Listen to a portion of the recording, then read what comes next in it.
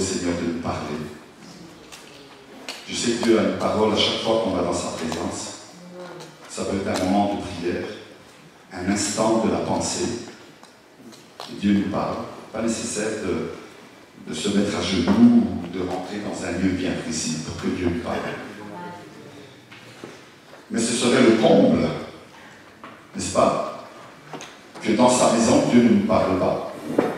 Vous avez déjà été chez quelqu'un, vous rentrez dans sa maison, il ne vous adresse pas la parole, il ne vous parle pas, tout est là, vous mangez, vous sortez de la maison, il ne vous a pas adressé une seule fois la parole. Vous avez déjà été chez quelqu'un comme ça? Oui. C'est grave alors. En tout cas,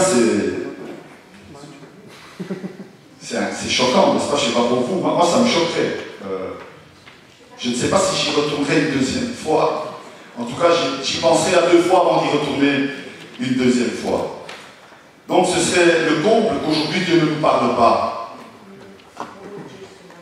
Moi en tout cas, ça fait 52 ans, c'est pas pour me vanter que je dis ça, hein, mais ça fait 52 ans que je vais en moyenne 3 fois par semaine à l'église.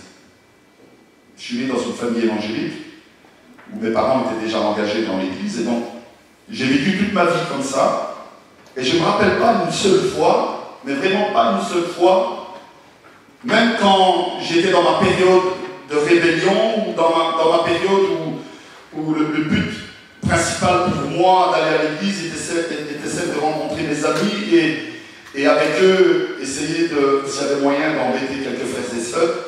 C'était ça mon but. Mais malgré ça, il arrivait toujours un moment où quelque chose arrivait là. Et je ne pouvais pas rentrer chez moi en me disant qu'il ne s'était rien passé à l'église. Je suis convaincu ce matin que Dieu va faire la même chose, peu importe la raison pour laquelle on vient dans sa maison. On peut venir parce qu'on avait un peu de temps libre, on peut venir parce qu'on nous a invités, on peut venir parce que, voilà, il y a quelque chose qui se passe, on ne sait pas trop. Peu importe la raison pour laquelle on vient dans sa maison, Dieu veut nous parler et il nous parlera ce matin. J'en ai la conviction. Ce matin, on va voir la dernière partie des 6 chapitres qu'on a vus ensemble. Je ne sais pas si on peut repasser cette vidéo. Des 6 chapitres qu'on a vus ensemble dans le livre de Galates. On va regarder ensemble une dernière fois, hein, parce que voilà. On va terminer ce matin ces 6 versets qu'on a pris dans 6 chapitres différents, avec des thèmes différents à chaque fois. Et je sais que le Seigneur vous a parlé parce qu'il m'a parlé à moi-même, et donc je ne pense pas que je suis plus privilégié que vous. Dieu, comme il me parle à moi, il vous parle à vous. Voilà, voyons un peu à nouveau ces 6 versets, les 6 thèmes que nous avons traités. Ne vis pas pour recevoir l'approbation des autres. Ton passé ne te définit pas. Ta valeur est en Christ, pas dans ton travail ou dans ton niveau d'études, ton niveau social. Tu es un enfant de Dieu. La dernière fois, nous avons vu « Laisse le Saint-Esprit te conduire plutôt que tes émotions ». Et ce matin, on va voir « Ne te lasse pas de faire le bien. Avec le temps, tu récolteras le fruit, le bénéfice de ton travail. » Voilà. Si vous vous rappelez, je vais vraiment résumer en une phrase. Si vous vous rappelez, nous avons vu que nous laisser guider par le Saint-Esprit, marcher dans le Saint-Esprit, c'est simplement et uniquement mettre Dieu à la première place. Vous vous rappelez de ça? C'est vraiment la synthèse, en une seule phrase.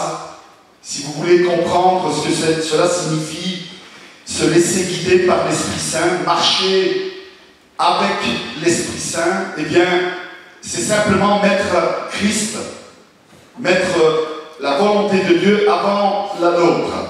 Et quand nous accomplissons cela, alors nous en voyons le résultat, le bénéfice dans notre vie, mais pas seulement dans notre vie, aussi dans la vie de ceux qui sont autour de nous. Ce matin, on va lire quelques versets ensemble, si vous voulez bien, dans le dernier chapitre de Galates. Galates chapitre 6. On va lire du verset 7 au verset 10, mais on va surtout mettre une emphase ce matin sur le verset 9, mais on va lire le contexte de ce que Paul dit à l'église de Galates lorsqu'il envoie cette lettre. Galates chapitre 6, verset 7 nous dit comme ceci: ne vous y trompez pas, on ne se moque pas de Dieu. Ce qu'un homme aura semé, il le moissonnera aussi. Celui qui sème pour sa chair moissonnera de la chair la corruption. Mais celui qui sème pour l'esprit moissonnera de l'esprit la vie éternelle. Ne nous lassons pas de faire le bien, car nous moissonnerons au temps convenable si nous ne nous relâchons pas. Ainsi donc, pendant que nous en avons l'occasion, permettez-moi de rajouter cette phrase, pendant que nous en avons le temps, pratiquons le bien envers tous et surtout envers les frères dans la foi. Amen. Le thème de ce matin, c'est ne nous lassons pas de faire le bien, car nous moissonnerons au temps convenable. Si, il y a un si nous n'abandonnons pas, si nous ne nous relâchons pas, alors nous obtiendrons un résultat. Permettez-moi, frères et sœurs, avant de parler de ce que veut dire faire le bien, j'aimerais en tout cas faire le bien aux autres. Permettez-moi de vous dire qu'il est important que chacun d'entre nous comprenions qu'avant toute chose, nous devons faire du bien à nous-mêmes. Est-ce que je peux entendre un amen? Peut-être que certains d'entre vous, vous avez dit amen sans réellement comprendre. Mais je vais m'appliquer afin que chacun de nous comprenions ce que cela veut dire, qu'avant de pouvoir faire du bien aux autres, c'est important que nous faisions du bien à nous-mêmes. Il est inconcevable, il serait même incompréhensible que nous soyons enclins à faire du bien aux autres alors que nous négligeons nous-mêmes. Vous imaginez un médecin qui vous dit « Fumer, ce n'est pas bon. Tu détruis ton corps et tu risques d'attraper un cancer de la gorge. » Et lorsqu'il termine de vous dire cette phrase-là, il relâche la fumée qu'il vient d'aspirer de sa cigarette. Vous imaginez ça? Dans son cabinet, dans cette pièce enfermée où il fait tout bleu à cause de sa fumée, et vous êtes là, vous toussez, vous êtes malade, vous n'êtes pas bien, et le médecin vous dit « Tu es en danger de mort !» Tu ne te rends pas compte que ce que tu fais, c'est très mauvais pour ta santé.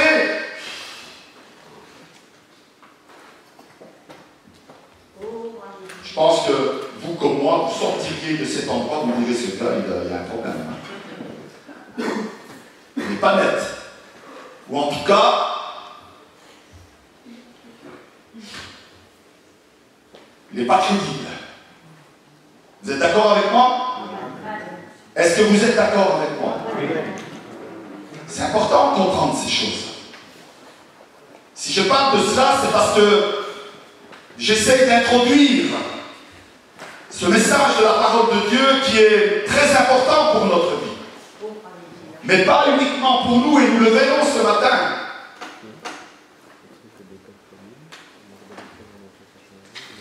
Quand je parle de faire du bien à soi-même, je ne parle pas uniquement de s'offrir un voyage, une journée de balnéothérapie, c'est comme ça qu'on dit, de thalassothérapie, oui, voilà, tout ce qui va avec la thérapie. Hein? C'est pas uniquement ça. Oui, ça fait du bien. C'est faire du bien à soi-même. C'est pas s'offrir une bonne semaine de vacances, un temps de réjouissance. C'est pas uniquement ça, se faire du bien. Ça fait partie du bien qu'on peut se faire, mais c'est pas le bien le plus important parce que c'est un bien éphémère qui dure qu'un temps. Quand je parle de se faire du bien à soi-même, je parle de faire du bien à son âme. Vous savez,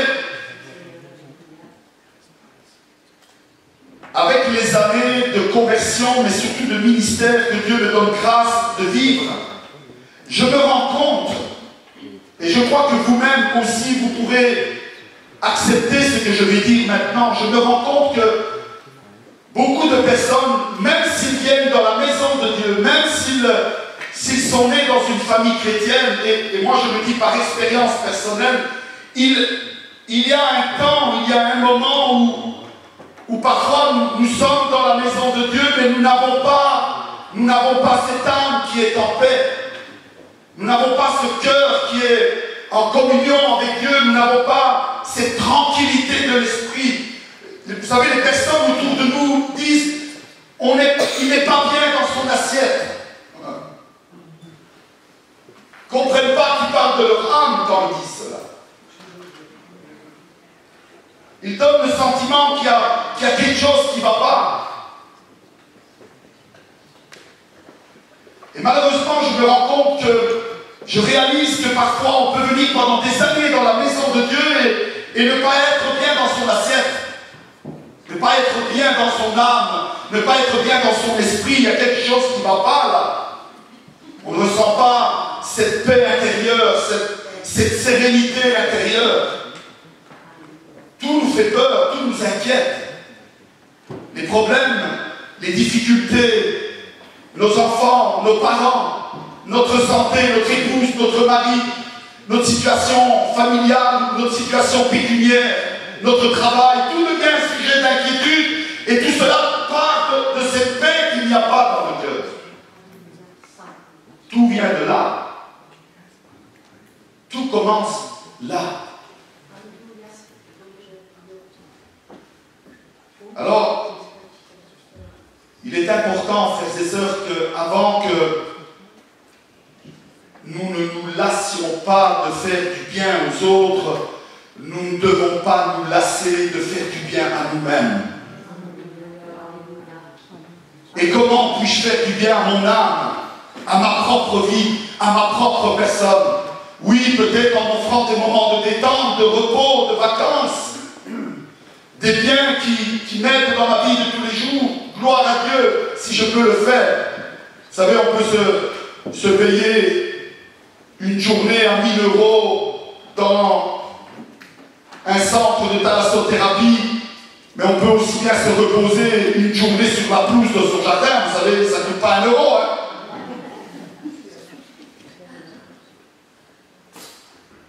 Vous avez même les coccinelles qui viennent à vos oreilles, les papillons qui disent « C'est quoi cette grosse plante là qui pousse dans le jardin ?» Jamais vu une fleur comme ça. Il n'y a pas que ça dans la vie. Il y a surtout le bien que l'on peut faire à notre âme. Et comment je peux faire du bien à mon âme? Comment je peux être bien dans mon assiette tous les jours? Comment je peux avoir cette paix profonde dans mon cœur, dans mon esprit, Cette paix qui me permet que lorsque les conditions sont contraires, les vents se lèvent, les tempêtes se lèvent dans ma vie, dans mon cœur, dans ma famille, dans mon couple, dans mes affaires, dans mes finances, j'ai toujours cette paix profonde en moi. Comment puis-je être comme cela tous les jours de ma vie? Comment? D'abord, en prenant le temps d'aller dans la présence de Dieu. Et comme il est écrit dans sa parole, de porter à ses pieds le poids de mes inquiétudes et de ne plus me soucier de rien. Donc la prière est une aide, un soutien pour me faire du bien à moi-même. Chaque fois que je prie, chaque fois que je dépose au pied de l'Éternel par une simple pensée, par une simple prière, un simple regard vers Dieu, je dépose au pied de l'Éternel ce qui est un poids pour ma vie. Je fais du bien à mon âme. Je fais du bien à ma vie. Chaque fois que j'ouvre la parole de Dieu, je me laisse transporter dans toutes les histoires que je peux lire de la vie de Jésus, que je peux comprendre que Jésus a accompli pour le monde et donc pour moi aussi. Chaque fois que je lis la parole de Dieu, je fais du bien à mon âme. Alors ne nous lassons pas de faire du bien à notre âme. Ça ne coûte pas un seul euro. Il n'y a pas besoin de prendre rendez-vous et attendre qu'il ait le temps de pouvoir m'aider, de pouvoir venir en mon aide et faire du bien à mon âme. Non, à l'instant même où je plie mon cœur devant Dieu, Dieu fait du bien à mon âme. Gloire à Dieu. Quel privilège nous avons, frères et sœurs. J'espère que nous le réalisons. Quel privilège. Jésus a payé le prix fort pour cela. C'est par sa mort et par ses meurtrissures à la croix que le voile qui séparait le lieu saint du lieu très saint a été déchiré de haut en bas et qui permet que nous, à tous les moments de la journée, nous sommes dignes de rentrer dans le lieu très saint de sa présence et de tout déposer à ses pieds pour qu'il fasse du bien à mon âme. À mon âme. Alors là aussi, permettez-moi de vous dire, oui, la prière est une aide. Oui, la lecture de la Bible est une aide pour fortifier mon âme, pour m'aider dans ma démarche de tous les jours. Mais frères et sœurs, ne négligeons pas la communion fraternelle. Parce que Jésus va utiliser une phrase. Il va dire, moi j'édifierai mon église. Dans la maison de Dieu, frères et sœurs, dans la communion fraternelle, nous trouvons l'édification de notre âme parce que nous sommes l'église de Jésus-Christ. Est-ce que nous comprenons ça? Chaque fois que je me rends dans la maison de Dieu, même si je m'endors après 5 minutes parce que j'ai travaillé, parce que je suis fatigué, et j'ai vécu des périodes comme ça, j'ai vécu des moments où j'avais des heures de travail qui n'étaient pas faciles pour moi. Rentrer de 8 heures de travail à 6 heures du matin ou 7 heures du matin et se trouver à l'église à 9 heures ou 10 heures du matin, c'est très dur, mais celui qui le fait, il en recevra la récompense de ce qu'il a semé dans sa propre âme. Ici, je vous parle de notre âme. Vous savez, parfois, un mal de tête, une situation qui nous contrarie, le premier qui en paye le prix, c'est Dieu. C'est l'Église, c'est la communion fraternelle. Mais Dieu nous dit que la prière fortifie notre âme, la parole de Dieu nous conduit dans la vérité, nous permet de comprendre la volonté de Dieu. Mais la communion fraternelle édifie, fortifie, encourage notre âme. Et on ne vient pas à l'église parce qu'il y a, je l'ai dit jeudi, je vais répéter aujourd'hui encore, parce qu'il y a un bon groupe de louanges. On ne vient pas à l'église parce qu'il y a un pasteur qui prêche bien, ou parce que l'église est spacieuse, il y a des bons bancs, il y a des beaux coussins, on fait la gape une fois par mois, on a plein d'actions, d'œuvres humanitaires, et gloire à Dieu pour tout ça. Mais on ne va pas à l'église pour ça, on va à l'église pour édifier notre âme, pour faire du bien à notre âme.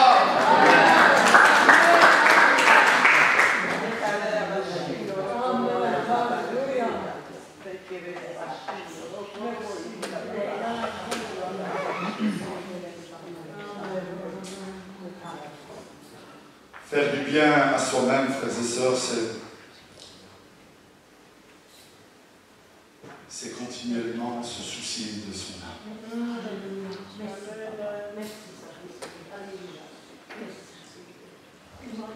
Vous savez, il y a des mouvements chrétiens qui disent « sauver une fois, sauver toujours ».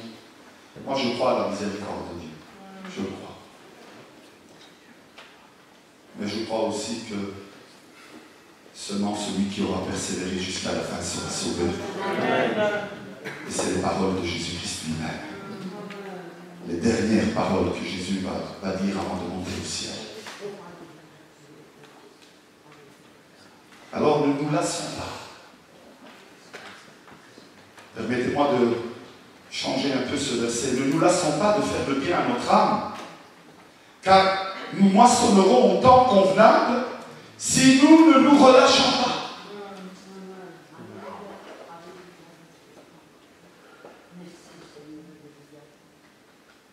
Seulement alors, permettez-moi de vous dire une chose. Tout ce que nous accomplirons en bien pour les autres portera du fruit pour les autres. Pas pour nous. On va essayer de comprendre ça. Vous savez, souvent on fait du bien parce qu'on en attend un remerciement. On en attend, soyons sincères, le mot gloire est un peu lourd, pesant, mais une petite gloire, allez. En tout cas, un merci. Et bien souvent, quand nous n'en recevons pas le remerciement, on se dit, ben, c'est incroyable. Ça nous choque. Ça nous met en tout cas mal à l'aise, parce qu'on se dit, ben, j'ai fait le bien, et je n'en ai rien en retour. Même pas un merci en retour. C'est pas de cela que parle la parole.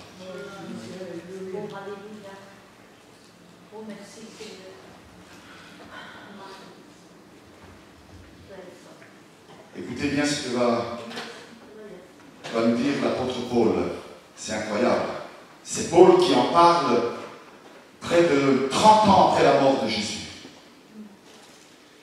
Il va parler de Jésus d'une manière qui va nous permettre à nous aujourd'hui de comprendre le vrai sens de ce que cela veut dire, que nous en récolterons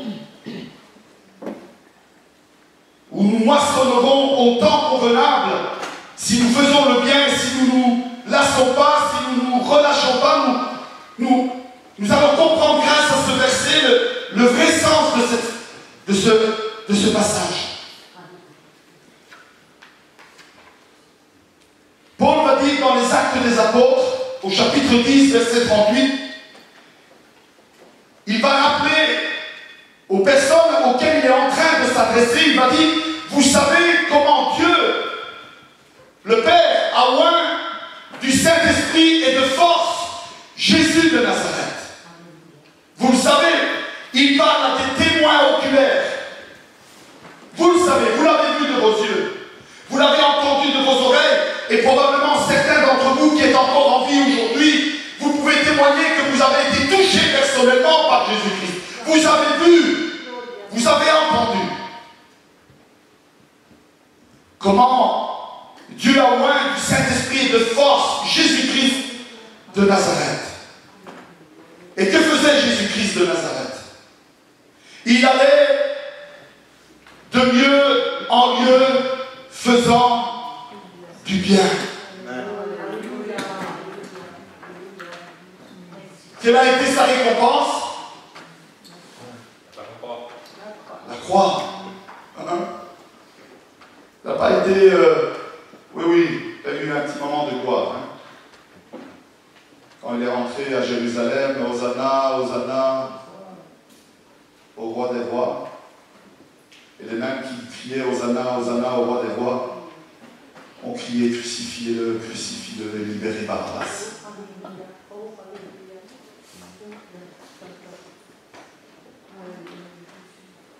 Vous savez comment Dieu a oint du Saint-Esprit et de force Jésus-Christ de Nazareth, qui allait de lieu en lieu faisant du bien. Et quel était le bien? Guérissant tous ceux qui étaient sous l'emprise ou l'empire du diable, car Dieu était avec lui. Frères et sœurs, j'espère que nous savons le sens du mot chrétien. Le sens du mot chrétien veut dire imitateur de Christ ou petit Christ. C'est cela que ça veut dire être chrétien. Alors oui, tout le monde a le droit de dire qu'il est chrétien, mais la réalité est dans ce qu'il vit dans sa vie. C'est pourquoi quand quelqu'un me dit « je suis un chrétien non pratiquant », ça n'a pas de sens. N'est-ce pas? Le problème, c'est que je tairai le nom souvent de ceux qui disent qu'ils sont des chrétiens non pratiquants, mais le problème, c'est qu'on commence à voir aussi dans nos églises évangéliques des chrétiens évangéliques non pratiquants.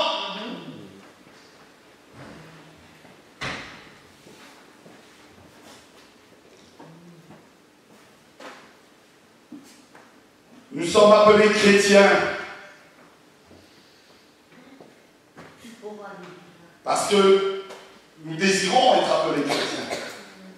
Nous allons à l'église, nous nous sommes fait baptiser pour cela, nous avons témoigné, confessé que nous croyons en Jésus-Christ. Et donc nous sommes des chrétiens, des petits Christ, des imitateurs de Christ. Quand ils voyaient des personnes qui suivaient les enseignements de Jésus, ils disaient ça, c'est ceux qui imitent le Christ. C'est des chrétiens.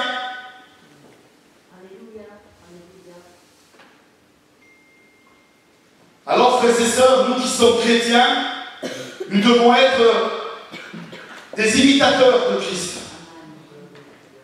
Nous devons faire du bien de lieu en lieu, comme Christ faisait du bien partout où il allait. Amen. Je sais que c'est pas facile. Je sais que c'est pas facile de pardonner. Je sais que c'est pas facile de donner toujours sans rien en retour. Mais si nous voulons être imitateurs de Christ, c'est cela que nous devons faire. Jésus n'a jamais cherché de se faire justice à lui-même, alors qu'il pouvait en un instant détruire les personnes qui étaient devant lui. Jamais, même ne lui est passé dans la tête l'esprit, la pensée de le faire. Jamais. Vous savez pourquoi jamais? Parce qu'il y avait et il y a une telle puissance en Jésus-Christ que rien que la pensée aurait provoqué l'action. Vous voyez? Pourquoi je suis convaincu que jamais dans ses pensées lui est venue l'idée, la volonté de se faire justice à lui-même. Jésus allait de lieu en lieu, nous dit la parole de Dieu, faisant du bien. Alors nous aussi, frères et sœurs, nous devons être imitateurs de Christ et faire du bien de lieu en lieu. Et qu'est-ce que c'est que faire du bien de mieux en mieux? C'est celle, comme Jésus l'a fait, d'apporter la parole de Dieu.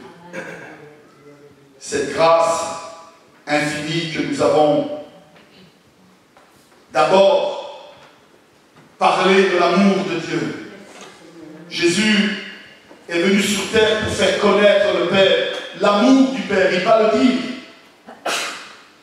Nous-mêmes qui sommes imitateurs de Christ, nous devons faire connaître le Père, l'amour du Père. Il a tant aimé le monde, nous connaissons en mémoire ce verset, nous l'avons tellement de fois cité. Dieu a tant aimé le monde qu'il a donné son Fils unique. Alors nous devons faire connaître au monde l'amour du Père. Ça, c'est la première chose que nous devons faire. Une autre façon de partager, ou en tout cas de faire le bien de lieu en lieu, c'est de croire dans la puissance que Dieu a mis dans notre vie. Le problème est là, et que beaucoup de chrétiens se laissent convaincre de péché, de justice. Ils reconnaissent qu'ils sont pécheurs, ils reconnaissent que Dieu, que Christ est la justice de Dieu, que tout ce qu'il a dit, tout ce qui se trouve dans sa parole est la vérité, ils le croient, mais ils ne croient pas, ils ne se laissent pas convaincre de jugement. Et se laisser convaincre de jugement, c'est croire en la puissance de Dieu. Aujourd'hui, nous vivons une époque où nous nous laissons emmener dans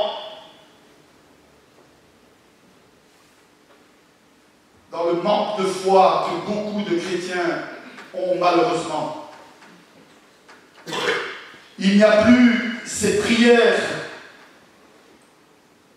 faites avec confiance, avec cette certitude que Dieu entend ma prière et lorsque je vais prier pour une personne, Dieu va exaucer cette prière. Aujourd'hui, nous en sommes au point où nous prions et pendant que nous prions, nous disons Seigneur, si c'est ta volonté, mais c'est sa volonté. Il est venu pour ça. Il est venu pour sauver ceux qui vont en enfer, mais aussi pour les guérir, pour les aider, pour les libérer, pour les fortifier, pour les restaurer. Et nous-mêmes qui avons été aidés, encouragés, fortifiés par les paroles que les autres nous ont dites, nous-mêmes, nous devons faire du bien autour de nous. Et nous devons aller vers ceux qui sont dans cette condition. N'oublions pas que nous sommes des outils dans les mains de Dieu. Nous sommes ces canaux à travers lesquels Dieu déverse sa bénédiction. Est-ce que je peux entendre un amen? Nous sommes ces canaux. Ce n'est pas uniquement ceux qui prêchent la parole qui sont des canaux de bénédiction. Mais chacun de nous qui sommes chrétiens, enfants de Dieu, ceux qui suivent les enseignements du Christ, qui mettent en pratique les enseignements du Christ, qui font du bien autour d'eux, sont des canaux de bénédiction. Et partout où nous nous déplaçons la montagne de bénédiction de Dieu avec nous. Partout où nous entrons entre la bénédiction de Dieu. Est-ce que nous sommes conscients de ça? Nous vivons une vie parfois de tristesse, de monotonie.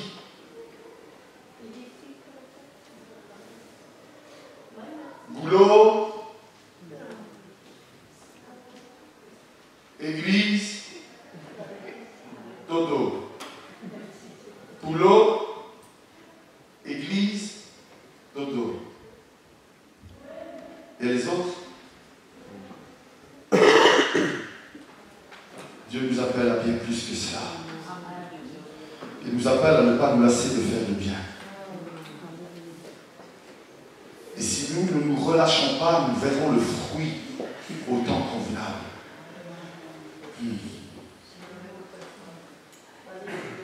Frères et sœurs, tellement de gens aujourd'hui dans la société souffrent de toutes sortes de manières. Que ce soit intellectuellement, physiquement, spirituellement. Il y a tellement de personnes qui sont en souffrance. Il y en a peut-être assis à côté de nous ce matin qui sont en souffrance.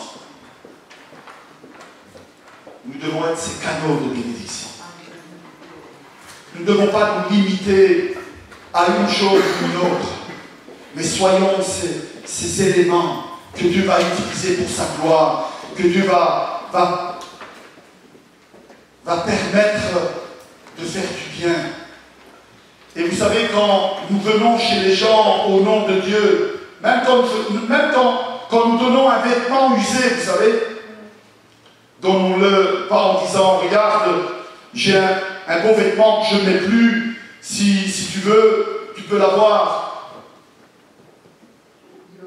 Mais si nous allons en disant, Dieu a mis de l'amour dans mon cœur et je veux la partager avec toi et je te donne ce que j'ai, et voilà ce que j'ai et je te le donne, cette personne va remercier Dieu pour vous avoir envoyé. Mais il y a toujours cette envie d'avoir de la reconnaissance. Nous ne pouvons pas nous permettre de passer à côté de tous ceux qui sont dans le besoin sans se soucier d'eux. C'est vrai, aujourd'hui, nous sommes bien.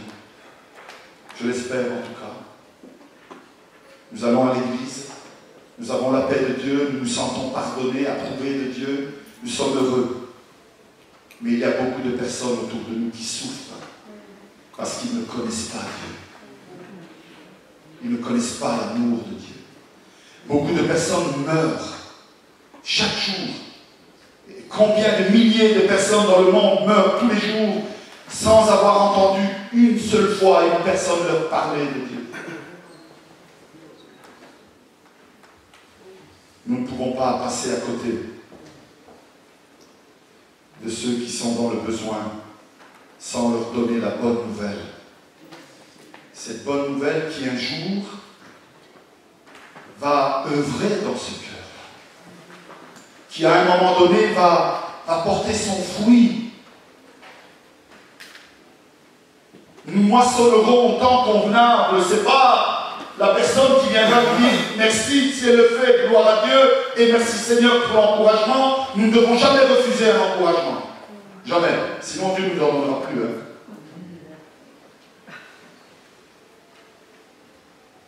Mais cette moisson qui viendra en son temps, ce n'est pas le remerciement qu'on va nous donner. Cette moisson, c'est la personne qui, après avoir reçu le bien, et le bien qu'on peut faire aux personnes autour de nous, va dans tous les domaines, un coup de main, un vêtement, une parole de réconfort, un soutien, un sourire, une main sur l'épaule, la parole de Dieu que l'on partage, la prière qu'on fait avec eux, le temps que l'on passe à leur expliquer ce que Dieu a fait dans notre vie, tout ce bien que l'on fait à leur âme, un jour portera du fruit dans leur âme, dans leur vie, dans leur maison, dans leur couple. Et la moisson que nous pourrons recueillir, ce sera une âme qui, à son tour, loue Dieu et fait du bien autour d'elle. Vous savez, il y a des personnes à qui nous avons distribué un traité, à qui nous avons parlé de Dieu, et que puis nous n'avons plus jamais rencontré. Et un jour, quand on sera dans le ciel, cette personne viendra vers nous et nous dira « Je voudrais te remercier personnellement. » Moi, en tout cas, il y a des personnes que je vais remercier. C'est sûr, ça. Ils sont là. Je ne les oublie pas, jamais.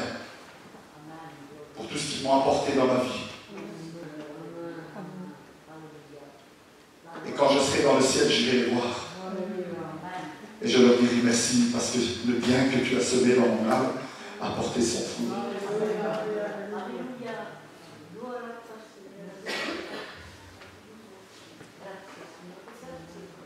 Je suis avec toi aujourd'hui dans la présence de Dieu.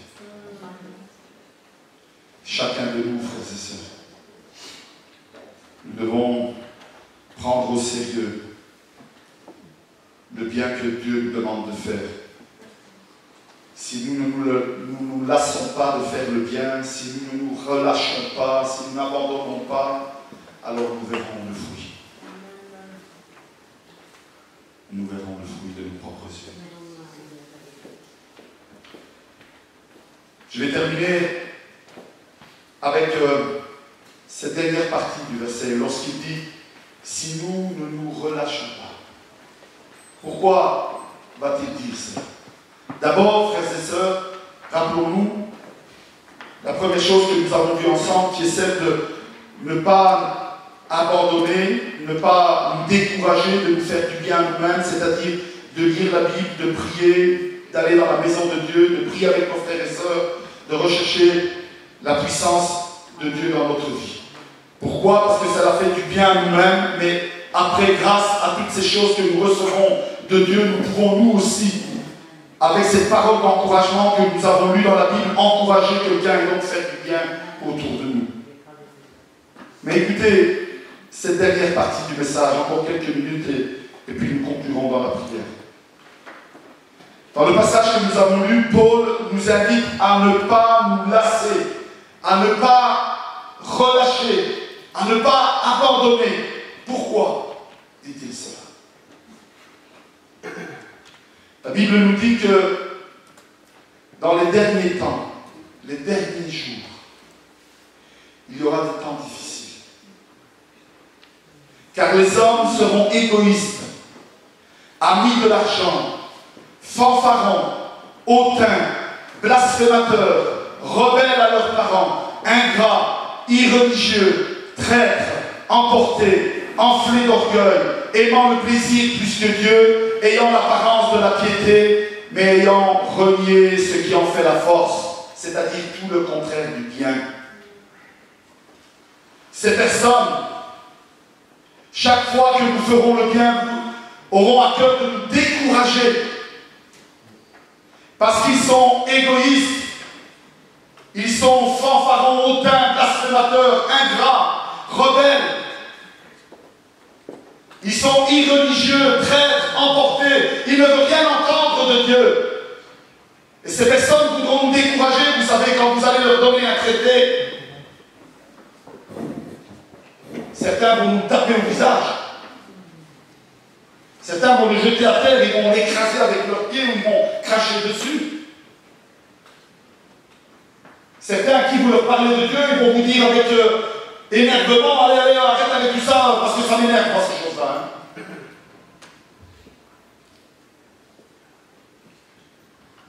Ne nous lassons pas. Ne nous décourageons pas. Nous allons voir peut-être des personnes à qui nous avons parlé de Dieu, venir à Dieu et puis abandonner Dieu. Ah, vous savez, parfois j'ai entendu des chrétiens me dire, pasteur, tu n'aurais pas dû les baptiser, ces gens-là, regarde, ils ne viennent plus à l'église maintenant.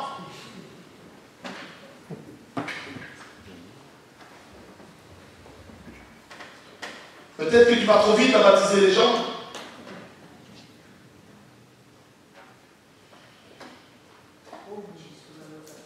Frères et sœurs, ne nous lassons pas de faire le bien, peu importe ce que les gens disent. Continuons à proclamer la parole de Dieu, l'amour de Dieu, la grâce de Dieu partout où nous sommes, partout où Dieu nous permet d'aller. Soyons ces chrétiens qui partagent l'amour et la grâce de Dieu, qui sont fidèles à Dieu, qui ne se lassent pas. Alors oui, nous verrons le fruit.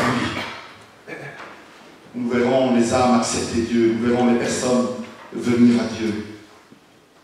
Nous réaliserons combien Dieu est amour et combien Dieu est puissant. Ne nous lassons pas, frères et sœurs. Ne nous relâchons pas, comme dit la parole de Dieu. Prêchons en italien, j'ai plus facile à dire, in tempo e fuori tempo. Quand c'est le moment et même quand c'est pas le moment.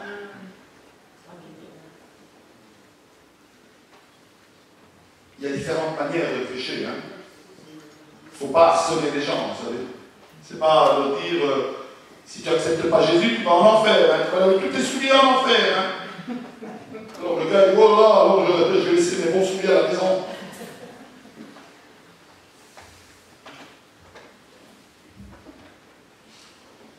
C'est pas comme ça. C'est en leur démontrant l'amour que Dieu a mis dans notre cœur, en ne les jugeant pas. Ne jugeons jamais les personnes. Parce que les versets que nous avons lus avant, ce que nous moissonnons, nous récolterons. Si nous moissonnons par la chair, en jugeant, en parlant mal, et parler mal veut dire maudire, parler bien veut dire bénir. Quand nous parlons mal, nous maudissons. Et Dieu ne tolère pas que de notre bouche sorte la bénédiction et la malédiction. Alors ce que nous semons, nous moissonnerons, dit la parole de Dieu, nous l'avons lu dans le verset 7. On ne peut pas se moquer de Dieu. On ne peut pas. On ne peut pas démontrer que nous sommes les meilleurs chrétiens du monde. Et en réalité, nous ne le sommes pas parce que tôt ou tard, ça se saura. Ça se verra. Et parfois, par des simples petites choses. Alors ne nous lassons pas de faire le bien, ne nous relâchons pas, car nous moissonnerons au temps convenable, nous récolterons le fruit de notre travail. C'était la dernière prédication sur les 6 thèmes que nous avons vus ensemble dans le livre des Galates. Dieu, je suis certain, nous a parlé encore ce matin. Il nous encourage à persévérer, à être des personnes qui sont de vrais chrétiens, qui font le bien autour d'eux, non pas pour en recevoir en retour quelque chose, mais pour que ces âmes louent Dieu et remercient Dieu pour le bien qu'ils ont reçu. Et même si jamais nous en aurons un merci en retour ou un sourire en retour, l'important c'est qu'ils l'ont fait à Dieu, qu'ils l'ont remercié et qu'ils lui ont souri par une louange qu'ils lui ont donnée. Soyons ces chrétiens, frères et sœurs, et n'abandonnons jamais.